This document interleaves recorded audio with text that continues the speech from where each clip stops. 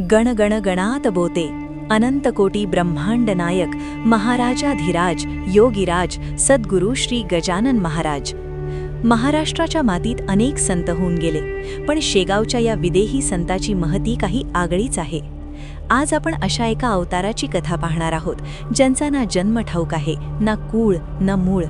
माघ वद्य सप्तमीला शेगावच्या मातीत प्रगटलेला हा परब्रह्म आजही लाखो भक्तांच्या हाकेला धावून येतो. पुढील आपण महाराजांच्या प्रगट होण्यापासून त्यांच्या अलौकिक लीलांपर्यंत आणि त्यांच्या संजीवन समाधीपर्यंतचा संपूर्ण प्रवास अनुभवणार आहोत. त्यापूर्वी जर तुम्ही आपल्या चॅनलला सबस्क्राईब नसेल केलं तर सबस्क्राईब करा आणि कॉमेंटमध्ये अनंत कोटी ब्रह्मांड नायक महाराजाधिराज योगीराज सद्गुरू श्री गजानन महाराज की जय लिहायला विसरू नका. चला तर मग कथेला सुरुवात करू.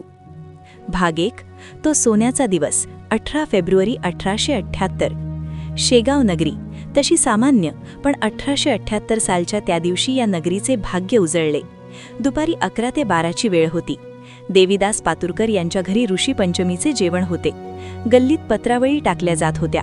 तिथेच एका उकिरड्यापाशी एक तरुण दिगंबर अवस्थेत बसलेला होता.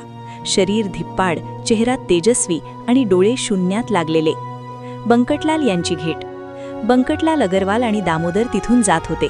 त्यांनी पाहिले की हा तेजस्वी पुरुष चक्क उकिरड्यावरच्या उष्ट्या पत्रावळीतील अन्नाचे कण वेचून खात आहे. बंकटलाल थबकले. त्यांना वाटले हा कोणी वेडा आहे की भिकारी, पण जवळ गेल्यावर त्या चेहऱ्यावरचे ब्रह्मतेज पाहून ते नतमस्तक झाले. बंकटलाल म्हणाले, महाराज, उष्टे का खाता? चला माझ्या घरी, मी आपल्याला मिष्टान्न देतो.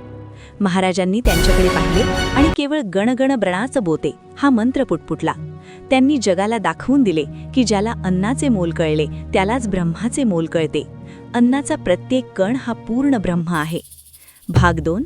तहान आणि कोरड्या विहिरीचा चमत्कार. निवेदक. बंकटलाल महाराजांना घरी आले.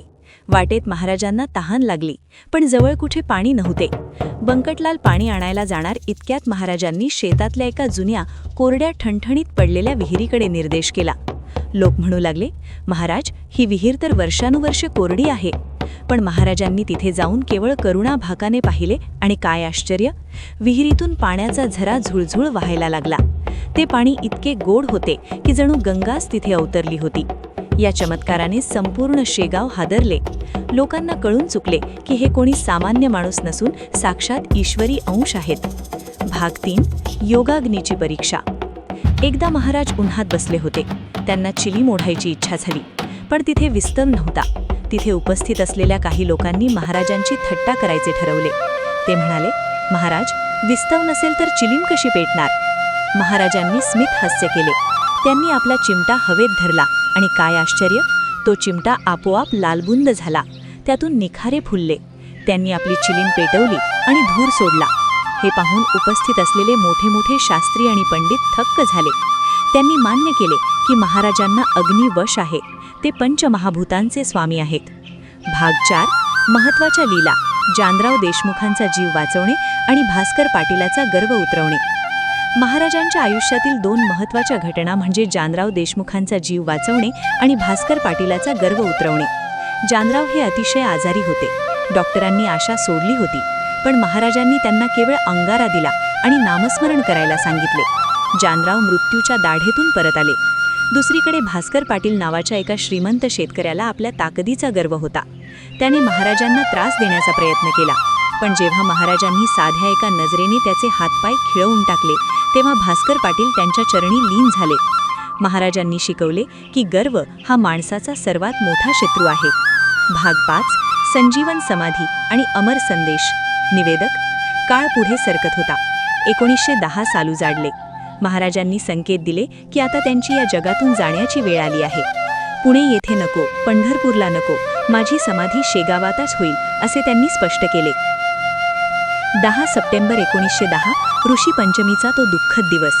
महाराजांनी पद्मासन घातले, डोळे मिटले आणि नामाचा गजर करत आपली प्राणज्योत परमात्म्यात विलीन केली. संपूर्ण महाराष्ट्र हळहळला, पण समाधी घेण्यापूर्वी त्यांनी दिलेला शब्द आजही लाखो भक्तांचा आधार आहे. मी गेलो असे मानू नका, मी सदैव तुमच्या पाठीशी आहे. आजही शेगावला गेल्यावर त्या मंदिरात गेल्यास महाराजांच्या अस्तित्वाची प्रचिती येते. तिथली शिस्त, तिथे मिळणारं अन्नदान आणि गण गण गणात बोतेचा जयघोष मनाला एक वेगळीच शांती देऊन जातो. भक्तांनो, गजानन महाराजांचे चरित्र केवळ ऐकण्यासाठी नाही तर ते आचरणात आणण्यासाठी आहे. सबका मालिक एक आणि माणुसकी हाच त्यांचा धर्म होता. आजच्या या विशेष भागात आपण महाराजांना वंदन करूया. तुम्हाला ही कथा कशी वाटली? कमेंट्समध्ये नक्की सांगा आणि आपल्या चॅनलला सबस्क्राईब करायला विसरू नका. आणि महाराजांचा आशीर्वाद मिळवण्यासाठी एकदा मनोभावे म्हणा, अनंत कोटी ब्रह्मांड नायक महाराजाधिराज योगीराज सद्गुरू श्री गजानन महाराज की जय. पुढच्या भागात आपण महाराजांच्या इतर काही गुप्त लीलांची माहिती घेणार आहोत. तोपर्यंत पाहत रहा आमचे चॅनल.